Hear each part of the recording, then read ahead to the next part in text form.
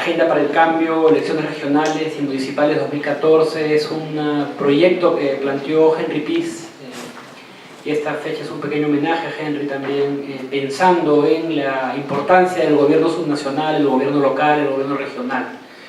Él consideraba que este espacio de gobierno era fundamental y tras años de descentralización, regionalización entre comillas, ¿no?, departamentalización, todavía estábamos muy lejos de tener regiones funcionales o incluso casos de buen gobierno como se veían en otros países, ¿no? Entonces este año vamos a hacer el seminario de reforma del Estado, está centrado en el tema del gobierno local y el gobierno regional. Tenemos invitados de fuera del Perú que están viniendo a compartir experiencias de casos exitosos. Como siempre, una mezcla de ciencia política, política pública, gestión pública. Y esta noche vamos a abordar una problemática, camino al seminario, una problemática de los gobiernos locales, si quieren, poco trabajada pero fundamental, ¿no? Tenemos en todas las mesas del día de hoy trabajos que lidian con problemáticas criminales, cambio de poder económico, cambio en las élites a través del tiempo, efectos de lo que fueron las reformas de mercado. Las 4 presentaciones de esta noche buscan justamente lidiar con lo que está pasando en la región desde una perspectiva más social, económica y sus efectos en la política, ¿no? Tengo el gusto de presentar a Francisco Durán, colega del departamento, es profesor del Departamento de Ciencias Sociales, él tiene un doctorado en la Universidad de California, Berkeley, experto en temas de grupos de poder, que nos va a hablar sobre gobiernos subnacionales, informalidad y economías delictivas. Paula Muñoz, es de la Universidad del Pacífico, que estudió Sociología en la Universidad Católica, es de la casa.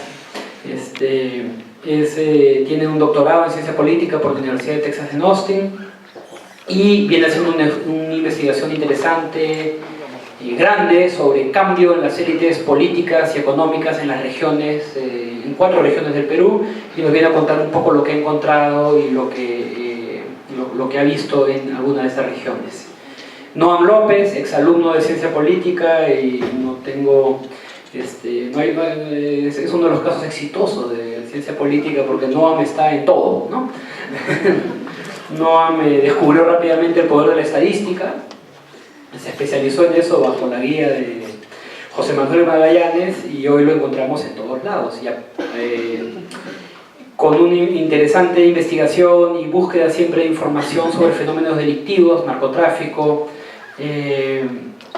usando muy bien los datos o construyendo datos cuando no los hay, y en realidad es una beta de crecimiento y desarrollo profesional, no solo académico sino también profesional, muy interesante, y me da mucho gusto que hoy esté con nosotros en calidad de presentador. Noam es licenciado de Ciencia Política y Gobierno, tiene además estudios en temas de estadística, métodos cualitativos, y está en el Observatorio Peruano de Drogas de la Comisión Nacional para el Desarrollo y una Vida sin Drogas de Vida, y es investigador del Laboratorio de Estudios sobre el Crimen y la Violencia del CICEPA, una institución de aquí de la Universidad, del Departamento de Ciencias Sociales, ¿no?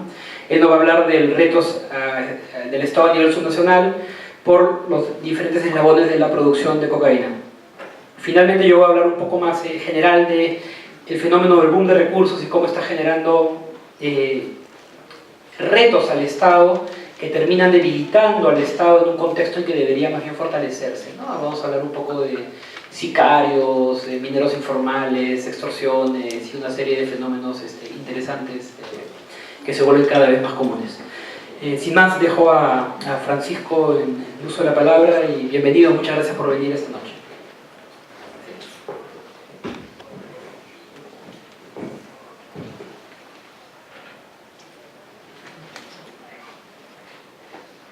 Lo que sigue son reflexiones más o menos organizadas sobre el tema de gobiernos subnacionales, informalidad y delictividad. Digo más o menos organizadas porque todavía no tenemos un enfoque lo suficientemente amplio y sólido como para analizar estos fenómenos que cada vez son más importantes. Quisiera empezar haciendo una breve reflexión sobre la manera como las ciencias sociales han conceptualizado los problemas del país a lo largo del tiempo y establecer un corte entre ayer y hoy para introducir esta problemática. Ayer, en el pasado, el Perú siempre se entendió de manera dicotómica. Las dos grandes dicotomías eran aquellas entre ricos y pobres, campo y ciudad. Y de algún modo siguen siendo dos grandes dicotomías que se mantienen vigentes. Sin embargo, sobre ellas o al lado de ellas, complementándolas o dando luz sobre ciertos temas más particulares, también se habló de la dicotomía entre tradición, por ejemplo, y modernidad, sector tradicional, sector moderno. Incluso desde el punto de vista histórico, político, siempre se dijo que había dos países, el Perú oficial y el Perú profundo. Eso también expresa dicotomías que querían capturar la esencia de estos problemas estructurales que no terminan de resolverse, que son permanentes, mutan, cambian, pero siguen. Hay una permanencia, una dureza, y lo cual obviamente lleva a un reto a quienes quieren el cambio, porque el cambio implica superar las dicotomías, ¿no es cierto? En los años 60, 70, que empieza la gran transformación, no la de humana, sino la demográfica urbana, cuando ocurre la explosión demográfica, el cambio de ubicación de los pobres y los campesinos a la ciudad, que es un hecho histórico de la mayor significancia. Hubo una serie de científicos sociales que, ante las dimensiones del fenómeno de la migración y la formación de los llamados barrios marginales, barriadas, en fin, luego he ido cambiando de nombre, como ustedes saben, según los enfoques que han tenido el Estado y los científicos sociales, se comenzó de pronto a hablar de otra dicotomía, la dicotomía entre la formalidad y la informalidad. Y quienes incidieron en este campo ya corresponde a una generación de científicos sociales mejor entrenados, capaces de manejar estadística, digamos, que ya estaban presentes, digamos, se podía contar con una cierta base estadística, y teniendo también la capacidad de ligar enfoques cuantitativos con cualitativos, se comienza a hablar de este tema. Y en ello destacó el antropólogo José Matos Mar, cuando publicó su libro en el IEP del desborde popular, que es uno de los libros también más populares, ¿no? Más conocidos, más discutidos. Sobre esa base ha habido muchas investigaciones de mayor y menor calibre, algunas más conocidas, otras menos conocidas, pero ciertamente quien llevó el tema a otros niveles, incluso lo internacionalizó, fue el economista Hernando de Soto, cuando publicó su libro un poco después de, los dos son de los años 80, interesante, ¿no? Sobre el otro sendero. Bien, entonces ahí plantea en esta dicotomía que en realidad debemos ver los problemas del país desde otro ángulo.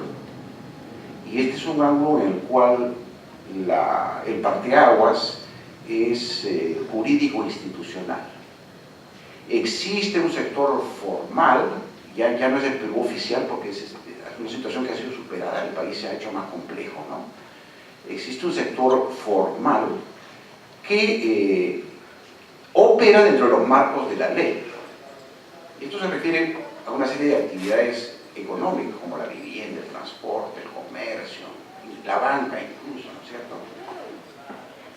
Y existe un sector informal.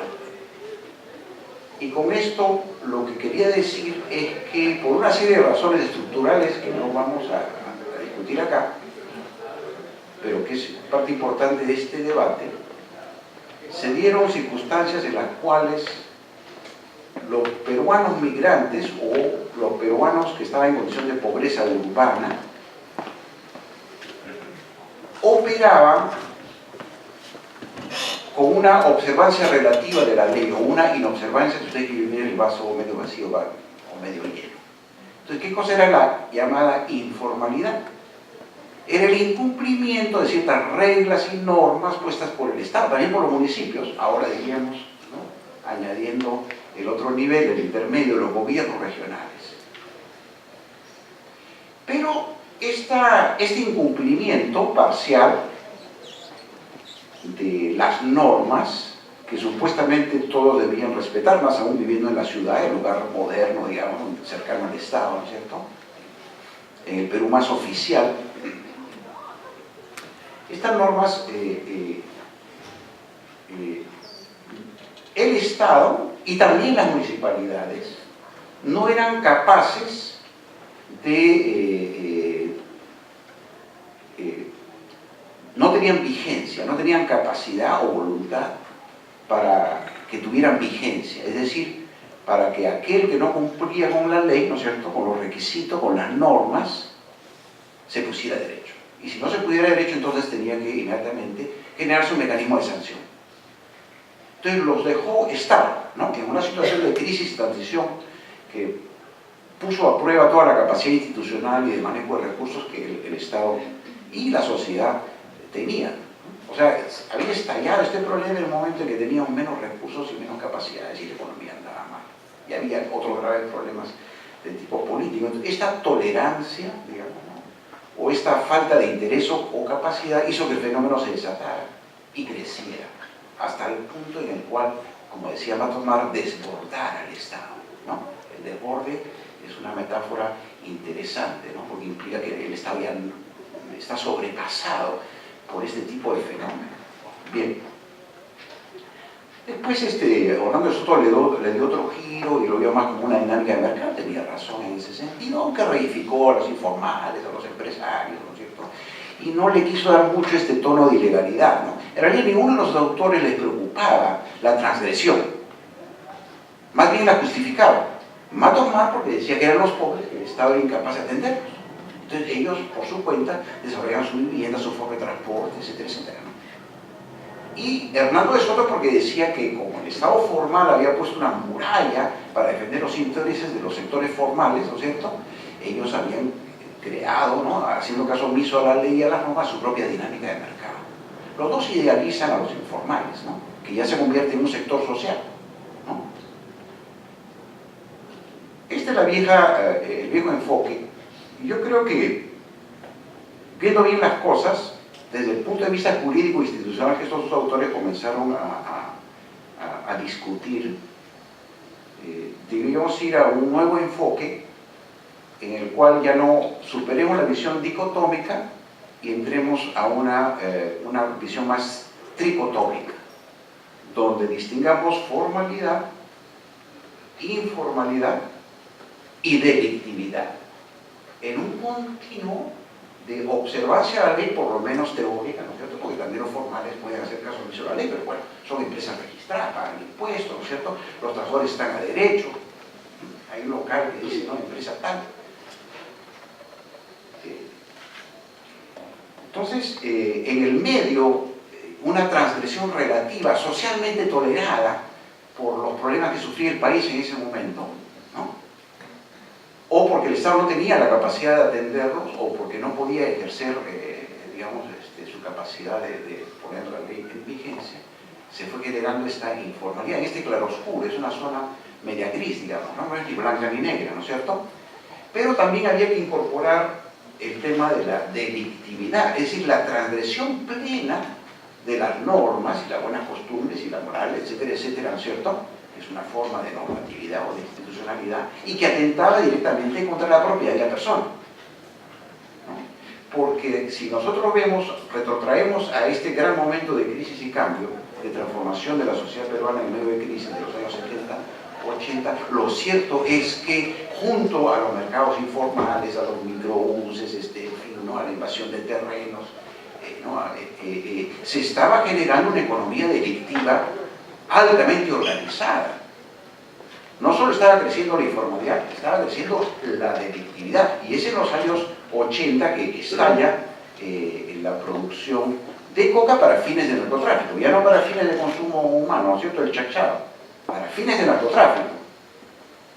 Y es también un momento en el cual está el contrabando a gran escala. Ya no es el mini contrabando, el contrabando hormiga, de esas personas que se iban a matar en ómnibus, regresaban llenos de maletas con cosas y la vendían. No, era crimen organizado, como diríamos ahora. Entonces, en realidad, si uno ve desde el punto de vista institucional y jurídico, estamos hablando no de dos problemas, de la informalidad y de las fórmulas que se fueron discutiendo para que municipios y estados, digamos, trataran de reducirla, ¿no? o empujarlos a formalizarse en una batalla que todavía continúa, ¿no?, irresuelta, sino también hay un problema de crimen organizado. Y esto es justamente lo que yo creo que deberíamos ahora incorporar. Ahora bien, al principio el tema es del irrespeto a la ley relativo, ¿no?, en el caso de la informalidad y mayor o absoluto en el caso del delito, es parte de una problemática nacional que también se refleja en la política, ¿no es cierto? En la medida en que ha habido un sector económico informal que da empleo más empleo que el sector formal, ¿no es cierto? Creo que la minería informal tiene el doble de capacidad de generación de trabajo, la llamada minería informal y la delictiva, también ahí hay una zona gris, ¿no es cierto?, emplea 300.000, mientras la formal creo que son 170, ¿no? Desde el punto de vista del empleo es importantísimo, también desde el punto de vista del consumo, ¿no? Bien, entonces son problemas que no puedes ignorar. Más bien, ignorar los problemas implica acentuar la cuestión del desborde, es decir, la incapacidad institucional del Estado, de los gobiernos regionales y de los municipales de manejar estos problemas. Porque tú no puedes dejar creciendo. Cualquier Estado o sociedad, sea comunista, socialista democrática, liberal, pone normas y tiene que, esas normas tienen que regir, ¿no es cierto? Es un problema de modernidad, ¿no? Esto no es una cuestión de ideología, es una cuestión de funcionamiento bajo condiciones normales de cualquier sociedad moderna. Pero donde ya la sociedad tradicional ya no funciona, ya se va deshaciendo, ¿no es cierto? Y ahí ya la costumbre, las tradiciones se van evaporando. Y a medida que se trasladan a la ciudad y crece el mundo urbano, bueno, o opera con las normas, sean buenas o malas, o deja que esto crezca, digamos. Entonces, es una visión distinta, porque ya no tiene que reificar lo informal y a los agentes, sino que tiene que decir, acá hay un problema, son parte de un problema. Entonces, ¿cómo hacemos para resolverlo? Es una cuestión de política pública. Y muchas veces esto, en el enfoque tradicional de Hernando de Soto, de Matos Mar y de muchos autores, lo atribuyeron al Estado Nacional. Pero ahora ya no podemos limitar esa perspectiva al Estado Nacional.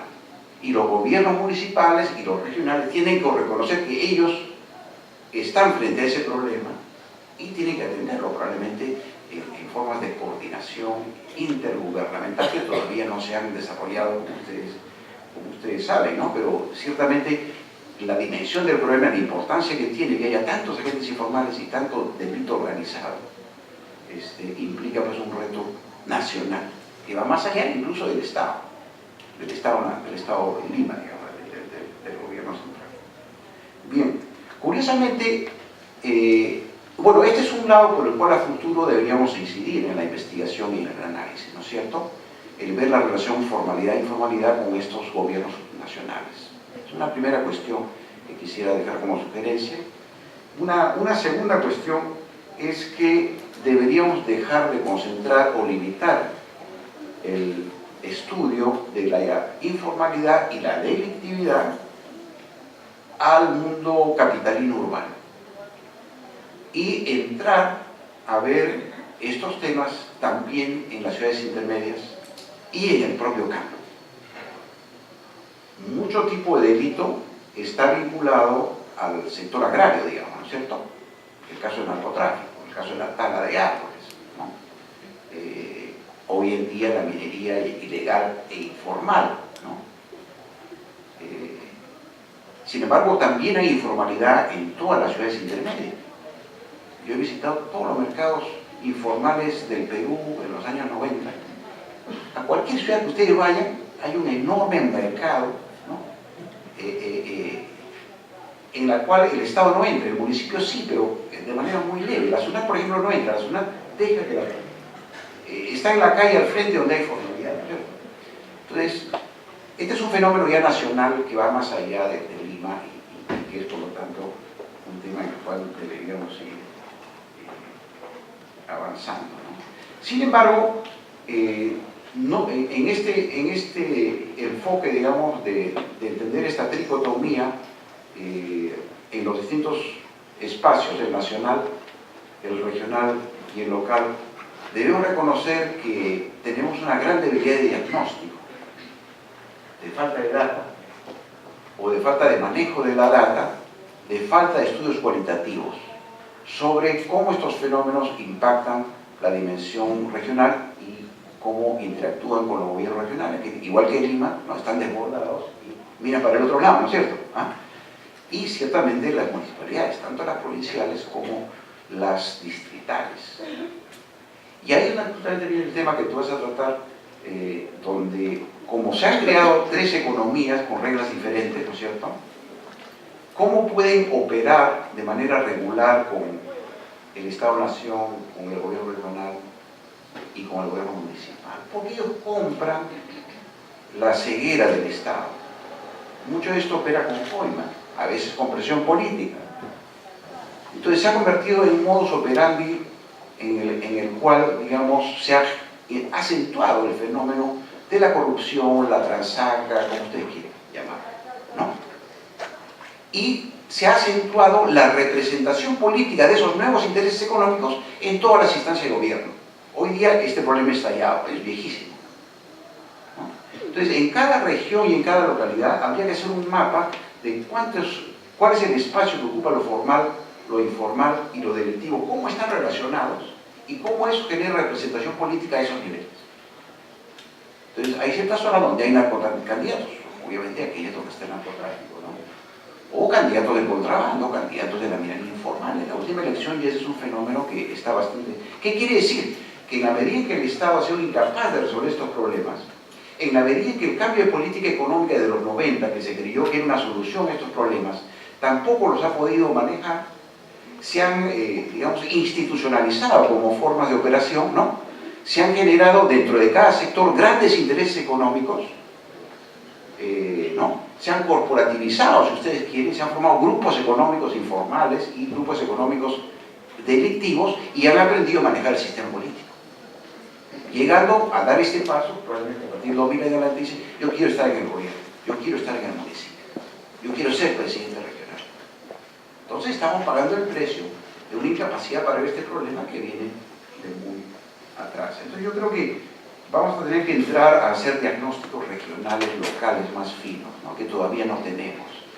Y esa es una gran tarea por avanzar. Cuando lo tengamos, podremos ser capaces de entender cómo se manifiestan estos espacios, cómo los gobiernos regionales y locales deberían ver el problema y desarrollar propuestas, programas, acciones, bajo el supuesto de que cualquier sociedad moderna organizada no solo tiene que combatir el crimen organizado, sino que también tiene que ir reduciendo la informalidad.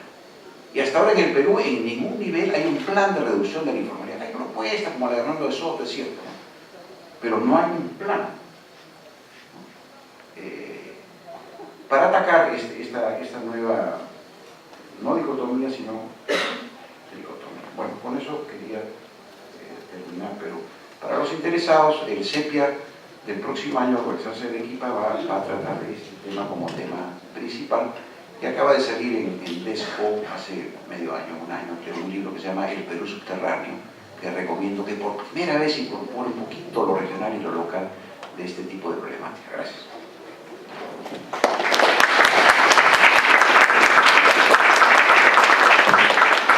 Muchas gracias, Francisco. Ahora le doy la palabra a Paula Muñoz.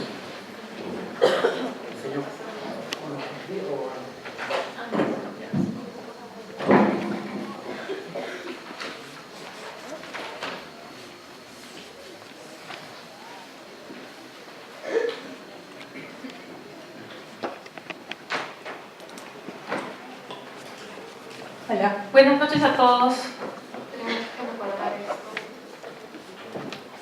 Muchas gracias a la Escuela de Gobierno por la invitación. Es un gusto estar acá con todos ustedes en mi casa, volviendo después de algunos meses.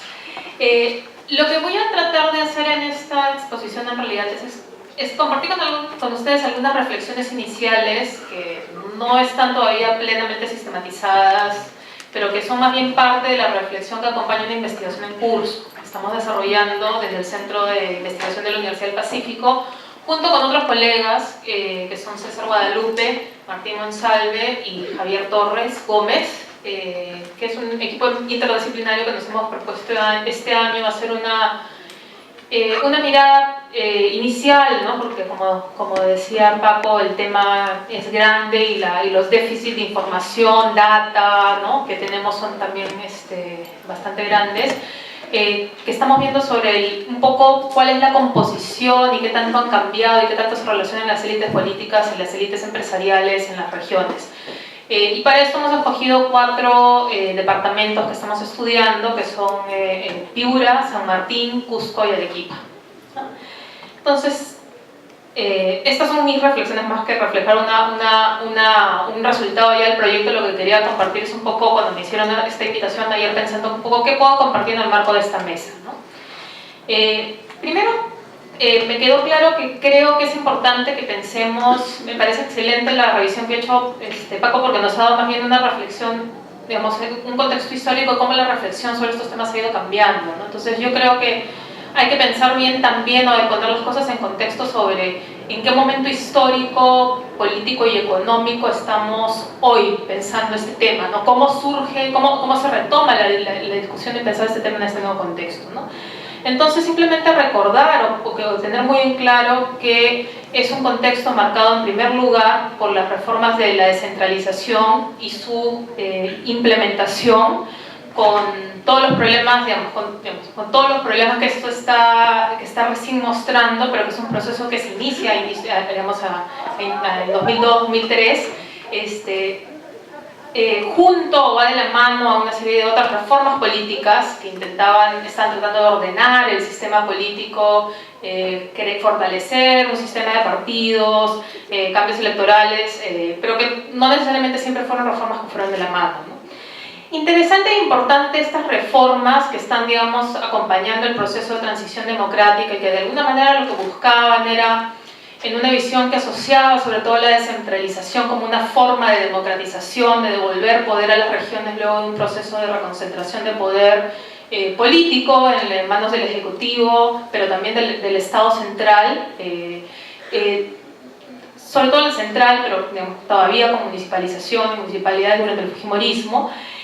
Todas estas decisiones, digamos, y estas reglas que ahora vemos que traen problemas, se deciden, se toman antes del inicio del boom fiscal, que empezamos a ver y a sentir sobre todo a partir del 2006, ¿no? Entonces la primera elección y los cambios en la política están marcados o se inician con este cambio de reglas y son más, creo que coincido con Paco en el sentido que son más fáciles de ver, porque por lo menos tienes data, tienes resultados de elecciones, cosas que son más fáciles de observar y medir en el lado económico, ¿no?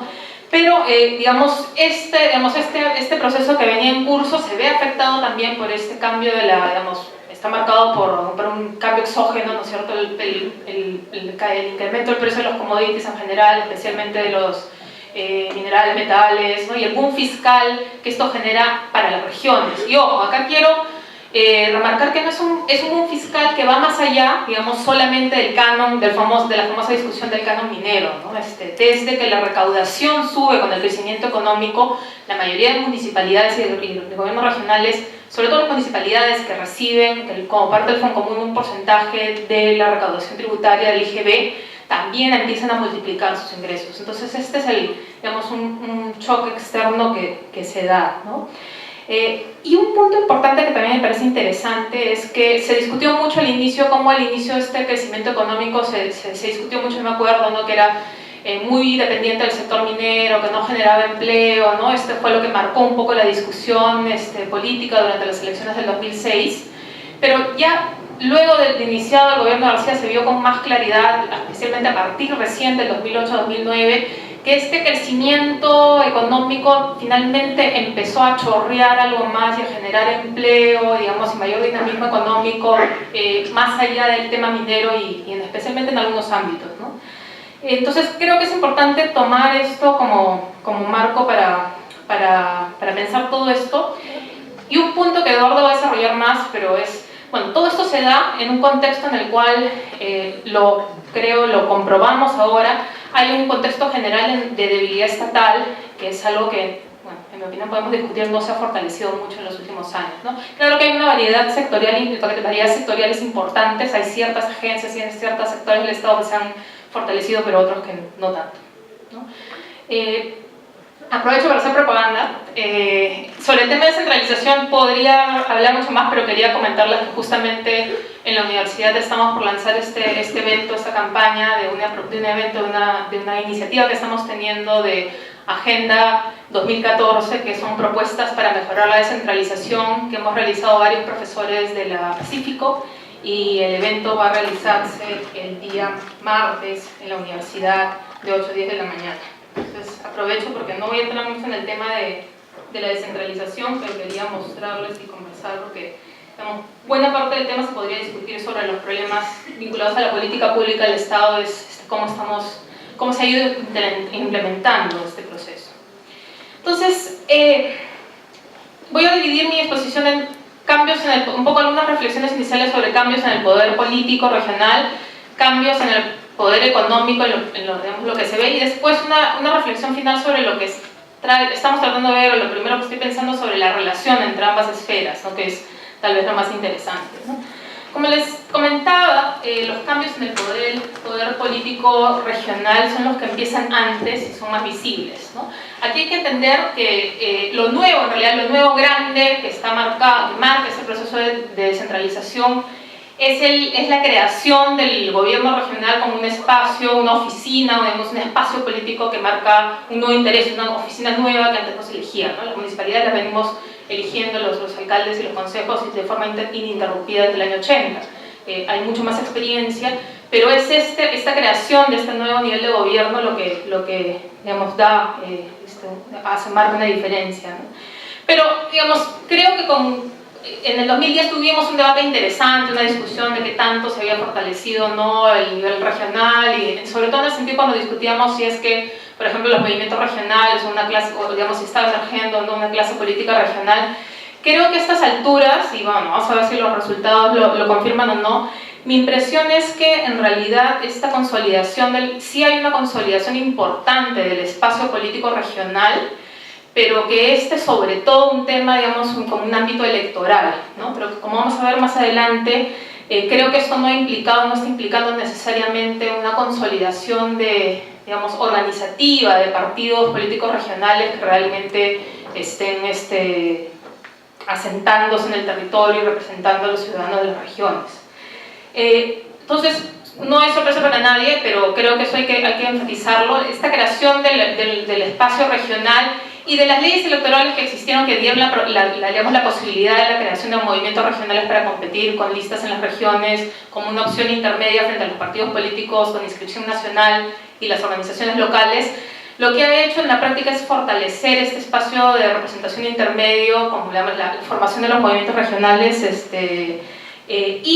y esto ha generado un distanciamiento bastante creciente en la política regional, de la política nacional, ¿no? Entonces, ahora tenemos como dos espacios políticos diferentes que no siempre se relacionan y en el cual incluso a veces es difícil mapear, ¿no?, lo que está pasando, porque la dinámica electoral regional y municipal tiene una lógica y actores y una dinámica diferente a la nacional, sobre todo congresal, ¿no? Entonces, los actores que participan en una u otra instancia son diferentes, ¿no? Son los mismos en el sentido que son las mismas personas, pueden ser que se muevan de un espacio a otro, pero si bien uno podría, por ejemplo, solamente revisando cifras de forma superficial decir, el fujimorismo se está consolidando porque, no sé, porque Keiko quedó segunda en las elecciones y, bueno, sacó tantos congresistas, el fujimorismo. Si uno va a ver la vida de ciertos partidos políticos, o el nacionalismo, otro, en las regiones, fuera de la época electoral, ve que en realidad, salvo excepciones, digamos que son contadas tal vez la única real es hasta este momento el APRA, todavía con toda su crisis también. Estos partidos no existen fuera de, digamos, haciendo política regional como parte, digamos, de una forma orgánica, ¿no? Lo que hay son personalidades que sí, digamos, y sí ocupan espacios y, digamos, importantes para las dinámicas electorales nacionales, pero que esto no se traslada necesariamente a lo regional. Un punto que yo creo que es importante ver es que este distanciamiento de la política nacional también lo que ha generado es que no se creen, o sea, que no ha habido formación de partidos políticos desde abajo, ¿no es cierto? Y entonces los movimientos regionales y incluso la consolidación de ciertos caudillos de nombres conocidos no necesariamente debe ser interpretada como el éxito de la consolidación de espacios organizativos desde abajo, ¿no? Entonces lo que uno sigue viendo, y creo me atrevo a ver, es que la política en estos años no se ha institucionalizado de forma suficiente en las regiones, y no creo que en esta nueva elección lo vaya a hacer, ¿no? Esta elección va a ser clave para analizar un poco lo que vamos a ver, pero me da la impresión que vamos a ver incluso algunos retrocesos, ¿no? Y ver cómo esas opciones optimistas que habíamos, como Nueva Amazonía, San Martín, el caso excepcional, Arequipa y la gestión del gobierno vamos a ver, me temo por lo que yo he estado viendo en terreno investigando, que incluso Chimpún, Callao, que eran mal que bien están sufriendo problemas desde inscripciones de listas, ¿no? Y de incapacidad de generar recambios de liderazgo, y que ponen pues en cuestión la viabilidad de estas opciones electorales como organizaciones, ¿no? Ahora, más importante que eso que me interesa es, bueno, eso, un punto aparte que tal vez para dejárselo para Eduardo, ¿no? Una discusión importante que está en debate es el efecto que este choque exógeno ha tenido en el término de si está generando una maldición de recursos a nivel subnacional, ¿no? Si, digamos, la llegada tan rápida de capital asociado